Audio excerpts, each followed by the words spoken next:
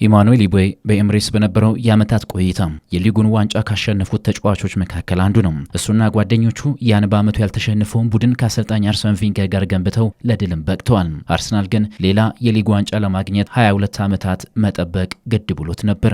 የቀድሞ የክለቡ ተጫዋች የአርሰናል ማሸነፍ ለክለቡ ደጋፊዎች ብቻ ሳይሆን ለሌሎቹም ጭምር ደስታን የሰጠ ጊዜ ሲል ይህንን ዓመት ይገልጸዋል።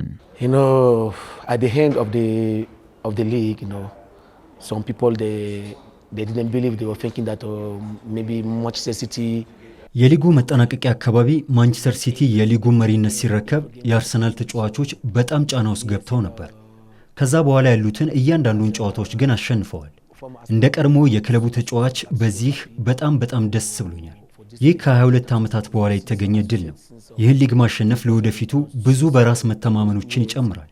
The league that we win, it will give us more confidence for the future.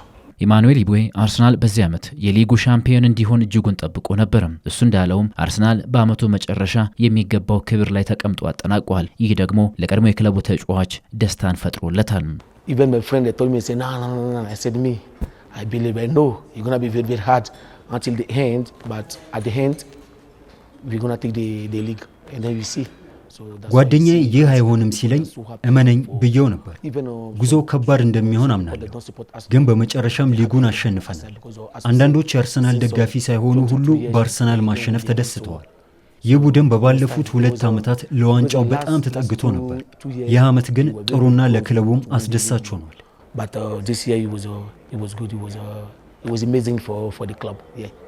አርሰናል በአውሮፓ ሻምፒየንስ ሊግ የፍጻሜ ጨዋታ በፓሪስ ሴን ጀርመን መሸነፉ ለኢማኑኤል ኢቦዬ ብዙም አልደነቀውም። ልክ እንደ ቴሪ ዳንኤል ኦነሪ ሁሉም ከሻምፒየንስ ሊጉ ይልቅ ዋነኛው አስፈላጊ ዋንጫ የእንግሊዝ ፕሪሚየር ሊግ ነው ይላል። Yes, of course we lost the Champions League final against PSG, but the most important things for the club and for the supporters, it was the league. አዎ በቻምፒየንስ ሊጉ ፍጻሜ በፒኤስጂ ተሸንፈናል።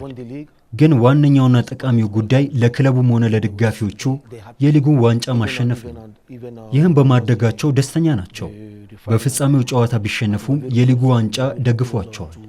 ቀጣይ ዓመትም ይህንን ማድረግ ይችላሉ። አሁን ግን ጥሩ ነገር ሊጉን ማሸነፋቸው ነው። Keep the good or the positive things is the league. So we're going to work again for the next year.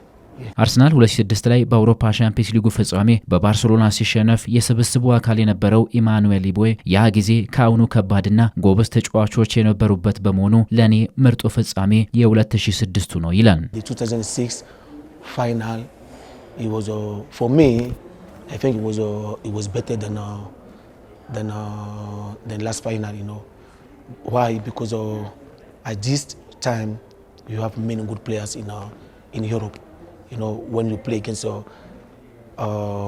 Juventus, they have Nedved, they have ለኔ የ2006 የፍጻሜ ጨዋታ ከዘንድሮ የሚበልጥ ይመስለኛል። ለምን ካልክ ምክንያቴ በዛ ጊዜ በጣም ጥሩ ክለቦችና ተጫዋቾች ነበሩ። በአውሮፓ በዩቬንቱስ ኔድቬድ እና ፔሮ አሉ። በማድሪድ ደግሞ ዚዳንን ጨምሮ ሮቤርቶ ካርሎስ እና በጣም ብዙ ጥሩ ተጫዋቾች ነበሩ። ያ ቻምፒየንስ ሊግ በጣም ጥሩ ይመስለኛል። ለፍጻሜው ጨዋታ በባርሴሎና ብንሸነፍም በ10 ተጫዋች ነበር የጨረስነው። ግን ጥሩ ተንቀሳቅሰናል ከነሱ በተሻለ። የገጠምነው ግን የአውሮፓ ምርጡን ቡድን ነበር። ለኛ ያ ከባድ ነበር። በዛም ደስተኛ ነኝ፣ ምክንያቱም የፍጻሜውን ጨዋታ ተሰልፌ ተጫውቻለሁ። We play against the best team in the Europe, so it was so difficult for us at this time, but as I said, we are so happy because I played the final, I played the Champions League final, so I'm so happy for that year. ኢማኑኤል ኢቦዬ አርሰናል በ2006 የሻምፒየንስ ሊግ የፍጻሜ ጨዋታ በባርሴሎና 2-1 ሲረታ በአሰልጣኝ አርሰን ቬንገር የቋሚነት ዕድል ከተሰጣቸው ተጫዋቾች መካከል አንዱ እንደነበረም ይታወሳል።